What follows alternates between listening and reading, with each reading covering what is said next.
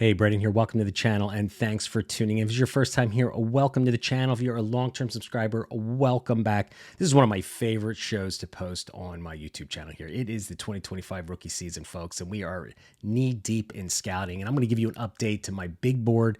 I call it Brandon's Big Board. I did this in October, and it's now middle of December. The college football regular season has just ended, and it is time for an update. And because it is the giving season, close to the holiday season, I'm going to be providing a little bit more than 36 players. I think I'm going to go 40 or 42 deep. As we know, things are going to be changing. I've been watching the All-22 film. I've been watching these guys, and as I watch more film, these players are going to be moving up and down my boards. But nonetheless, it is a fun exercise, especially for you guys out there that maybe are just starting to get familiar with the 2025 rookies. I think this will be a good introduction to some names for you. I'm going to do something a little different than I did in my two previous shows.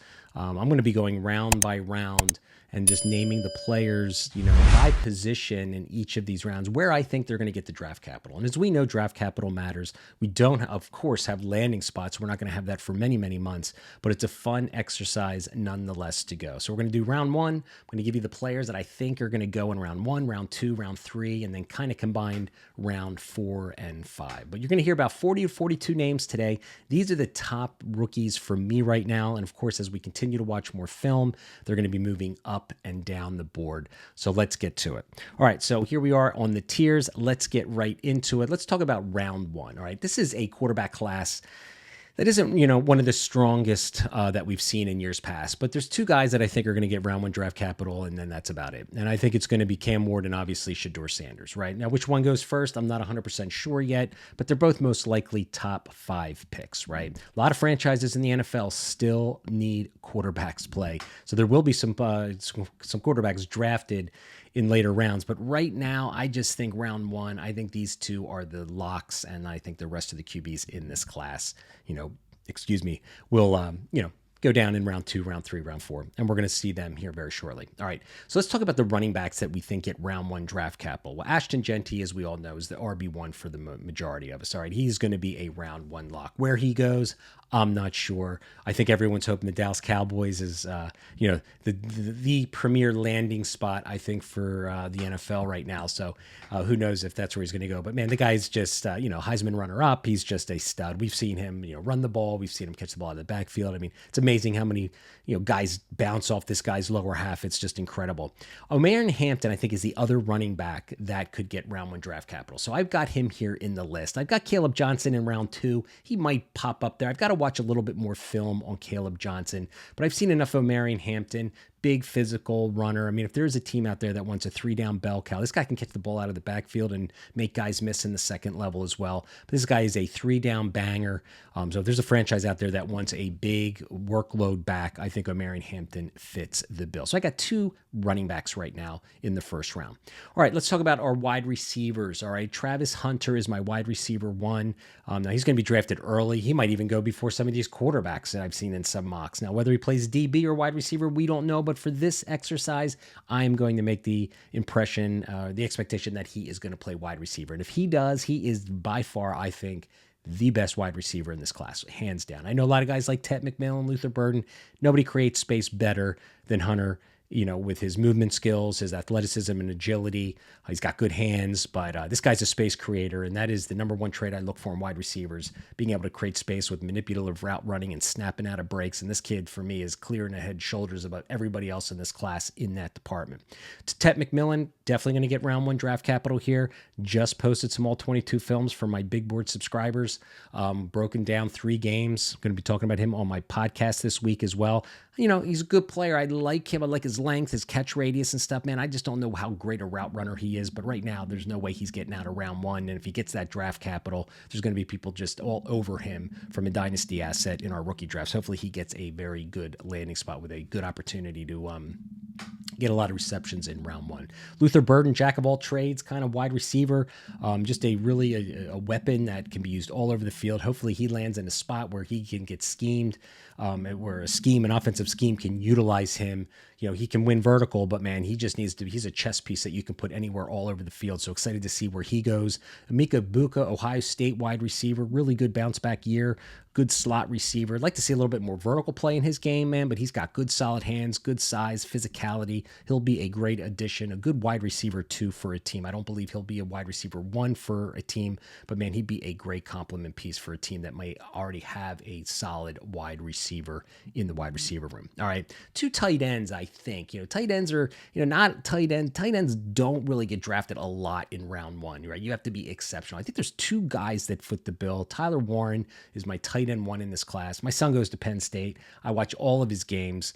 Love this versatility of this kid. He plays in the Wildcat. He plays running back. He's out wide. He's in the slot. He's just all over the place. He doesn't maybe have the best acceleration and yak ability, but he's a big physical, dependent receiver that I think a team would just love. I'd like to see my Eagles draft him as a Goddard replacement would be great. And Colston Loveland, down year statistically, production wasn't there, but I mean, the quarterback has just been, putrid in, Michigan this year. So his stats took a hit, but man, this guy is super athletic. Wouldn't be surprised if the Chargers draft him. In a recent mock draft I posted on this YouTube channel as well, I had Jim Harbaugh rather, taking him on the Chargers. So that rounds out my round 1 draft capital guys. And of course, if these guys get round 1 draft capital, they're going to be the top picks selected in your upcoming rookie drafts. All right, let's get to round 2. All right, so I have Jalen Milroe here going in round 2. He was my QB1 coming into school this year, into the 2024 season. You can't argue about his athleticism, his ability to run with the ball. I was hoping that he would improve as a passer. Started off strong, had a great game against Georgia, but then just kind of was ho-hum the rest of the year. Still think he's a developmental piece, that has to sit behind a starter for a year or 2 in the NFL. Now, he may come back to school. Now, he has not declared. Drew Aller has declared to come back for going back to Penn State, which I think is huge because that has been what I've been saying for a long time. I think the NFL wants these kids to go back to school, get more training. So I won't be surprised, Jalen Milroe, if he doesn't get round 1, draft capital expectations from the NFL pre-draft. I mean, he might go back as well and go to school. But if he does, I think a team like Tennessee, the Jets, the Browns, the teams that might miss out on round 1, take a scoop on him and take a shot with developing him, as a round 2 quarterback. All right. I've got 4 running backs, I think, that are going to be taken in round 2 here. These are kind of not necessarily the order that I have them on my big board ranks, but just players that I think are going to get round 2 draft capital. Caleb Johnson, Quinshad Judkins, Trevion Henderson, Nick Singleton. All of these guys have the requisite size. They have their, the speed. I think they have the acceleration, the lateral ability. All of them really can catch the ball out of the backfield. But these are, I think, round 2 worthy running backs. I mean, Caleb Johnson just emerged this year. Great season. Quinshad Judkins and Henderson shared the backfield. It seemed like one might break out, the other one game to game. But, both of these guys, I'm assuming, are going to go to the NFL draft. And Nick Singleton, as much as you might be down on him, he had a really good season, averaging over 6 yards a carry, and really was used a lot in the passing game this year. So really kind of showcased his ability to catch the ball out of the backfield.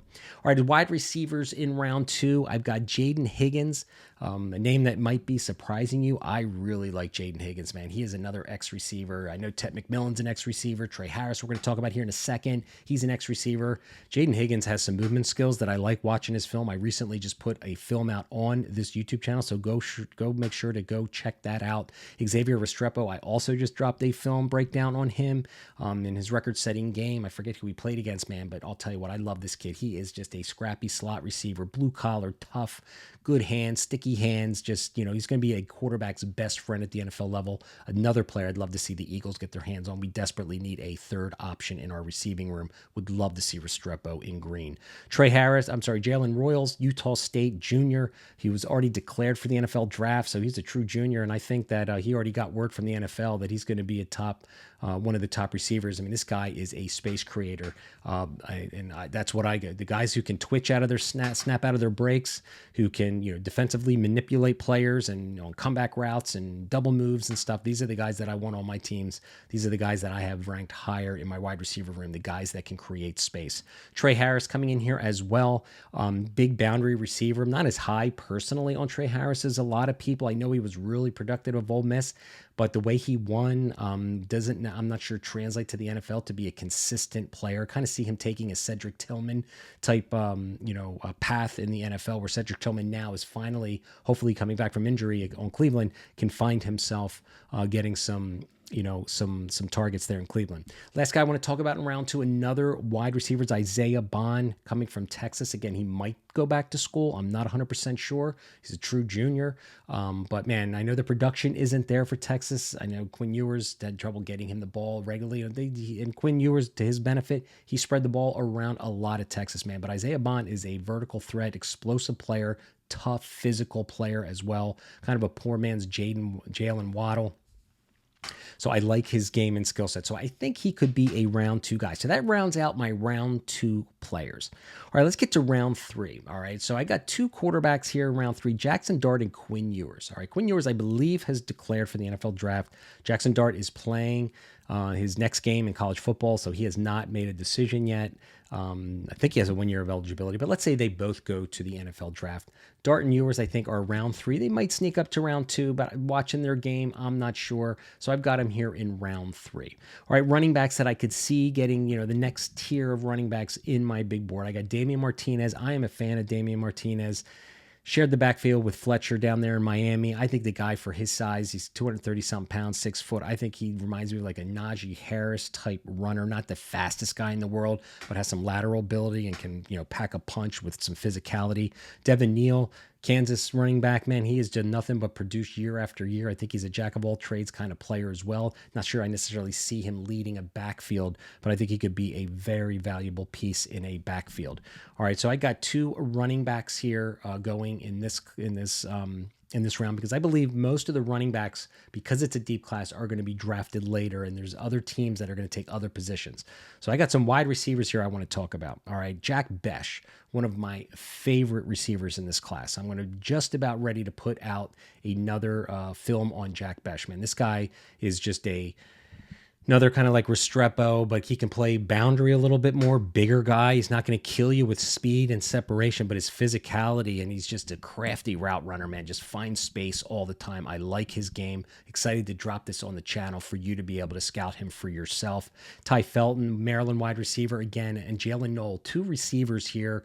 Felton goes to Maryland. Knoll is in Iowa State, plays with Jaden Higgins. Both of these guys I kind of have in the same mold, man. Just really good slot outside receivers, guys that just get open, great yak ability too with the ball in their hands, and they're just crafty route runners with good solid hands, and they kind of fit the mold of what the NFL is looking for. Like these big, taller, 6'4", 200-pound receivers are nice and great to have. But a lot of times, just because their body won't allow them to be so snappy, man, you got guys like Felton and Knoll, man. These guys are just like really in the prototypical size, I think. And we'll have to see what they do at the combine and see, how they look. But I like these 2 players in my early scouting analysis. All right, talking about a player that's completely the unicorn of the wide receiver room in the 2025 draft is Savion Williams. And I just put out a film again with him. And this guy is a jack of all trades, man. He reminds me of Cordarrelle Patterson. Remember him, man? Cordarrelle Patterson years ago. He was such a good dynasty fantasy asset, being used as a running back wide receiver. I think for Atlanta for a few years, he was like really good. But man, go check out Savion Williams. He's a unicorn in this thing. He's listed as a wide receiver, man, but this year he's been playing running back as well. Out of the Wildcat, he even threw a couple touchdown passes. So he had some history in high school apparently of being a quarterback. So just a really unique player you got to go check out. Elike Manor here in round 3. This is a name that most people could be saying, hey, he should be a little higher. I just did an all 22 film breakdown for my big board subscribers. And again, I just came away unimpressed. I think he comes back to school. He was just not a player that I watched and said, wow, no traits stood out for me. And I didn't think he was really good at the contested catch. We just put out a rookie profile show on him on this channel as well. So if you want to get all my thoughts, as well as Jason DiRienzo, my podcast co-host, we broke down his film pretty good, in that. So, and I got 1 tight end in this round, and I'm going with Harold Fannin Jr. Mason Taylor might come in here. We're going to talk about him in round 4, but Harold Fannin Jr., man, for Bowling Green, was just spectacular this year, man. I mean, this guy is just, everyone knew he was getting the ball, and they still couldn't stop him. Now, he plays for lesser competition that could scare people off. He's 6'4", 230. He's a little on the light side. But, man, you know what? We don't care if you can't block as a tight end in the NFL. We just want guys that go out and catch the ball and get the ball in their hands and gets targets. And I think Fannin Jr., if he lands in the right spot, could be a really fun player at the next level. All right, so rounds 4 and 5. All right, so this is where we're going to go. We're on player number 32 right now. All right, so I'm going to give you a bunch of names here. We're going to run through these a little faster. And again, guys, I'm going to do film breakdowns on all these players, rookie profiles. So again, so hit that subscribe button. I'm not going to get into detail on these games, on these players rather. But okay, let's get to it. I got really no. Carson Beck, I don't know where he's going to get drafted. I think he's going to come back to school. I think he has 1 year of eligibility, and he just crumbled this year, which is so unfortunate. So I don't even have him on this list, but I got some running backs I want to talk about. All right, Dylan Sampson. All right, 200-pound running back from Tennessee. Now, look, he just killed it at SAC. He had 1,485 rushing yards. He led the SEC in rushing, I believe. So there's a lot of people who have been like, man, he's going to be round 2. He's going to be round 3. I just think he's small. I just don't think he is going to be a bell cow. Devon Chan, from Miami, started off strong. He's been a good, decent player, but I don't know. I just don't see Sampson as a bell cow. So where does that leave him, again, as a fantasy producer? I mean, Jalen Wright, his predecessor, I really liked his film a little better, and he's buried on a depth chart. So if Dylan Sampson gets a great landing spot and there's like clear path to opportunity, I'll change my mind. But right now, I think a team that has a bigger back is going to take him as just a nice complementary piece, but I just don't see him as a 3-down back in my film study. Cam Scatabo, I think that's how you say his name, that Arizona State running back. I mean, the 5'11", 215. I mean, this guy had 104 receptions in his career for, over 1,200 yards. So not only is this guy is another just one-cut banger, but he's got some ability to shake guys. He's got ability to, laterally move as well.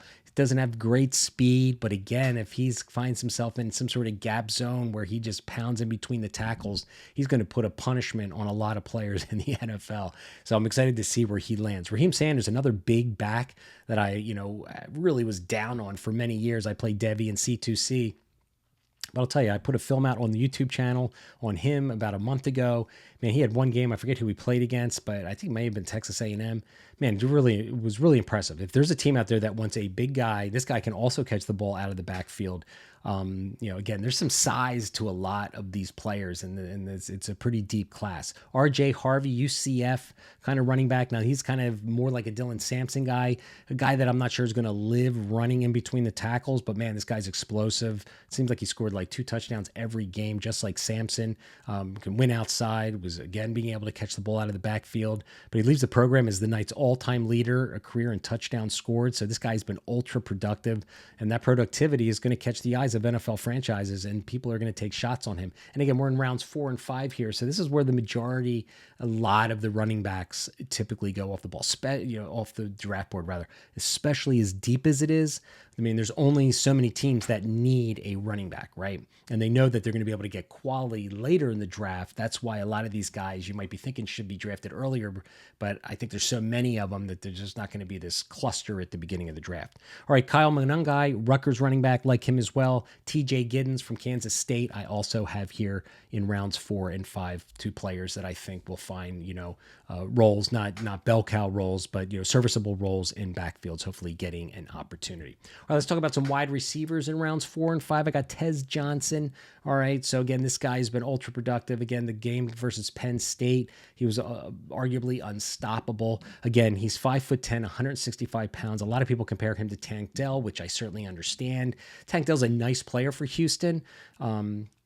But CJ Stroud seems to have taken a little bit of a step back this year, but I don't know what that means for a fantasy option. I don't know where Tez Johnson is going to be a starter on our Dynasty plug-in rosters. I mean, he could be a nice flex player, but again, landing spot, don't be surprised if Denver, he's Bo Nix's stepbrother, could be a good fit in Denver. I wouldn't be surprised at all if Sean Payton down there or up there in the Mile High takes him to be with his stepbrother. That'd be kind of actually pretty cool. I got Evan Stewart here, another player that you might be thinking, why is he so far down on this list? Again, just such a lack of production. Good twitchy player. I have a feeling he might come back for his senior year.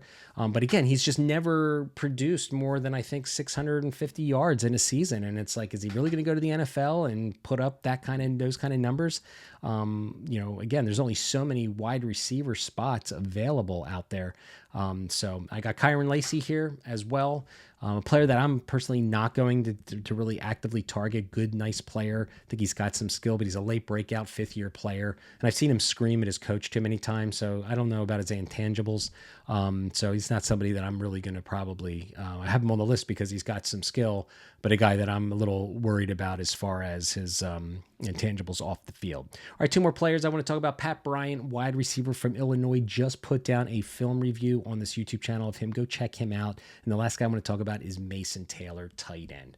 All right, so that rounds out 42 or 43 players, I think, guys, just out on the, outside looking in that could end up on this list when I do update this as I watch more film next month. You got Taj Brooks, Rashard Smith, Ollie Gordon, Jordan James might go back to college. Trevor Etienne, Kate Saran Allen, I'm believing, are all going back to college as well. But still some good players. But right now, they just did make the list. Doesn't mean they won't in the future. So tell me what you guys think, man. I hope you enjoyed the show. Again, hit that subscribe button. Help me get to 15,000 subscribers. I work hard on this channel, putting these films together, for all these film breakdowns and artwork and all this good stuff. So again, join the journey with me to the 2025 NFL Draft and on my big board service here. Check out the website that you're looking at here. I already have ranks for 2026 positional players and 2027. So I've got running backs, wide receivers, tight ends and quarterbacks already ranked for 2026 rookies and 2027 as well. So that's what we do. We not only on this channel are we scouting players for 2025, but we're also going to start really looking into the future classes as well. All right. Hope you enjoyed the show. Thanks for watching.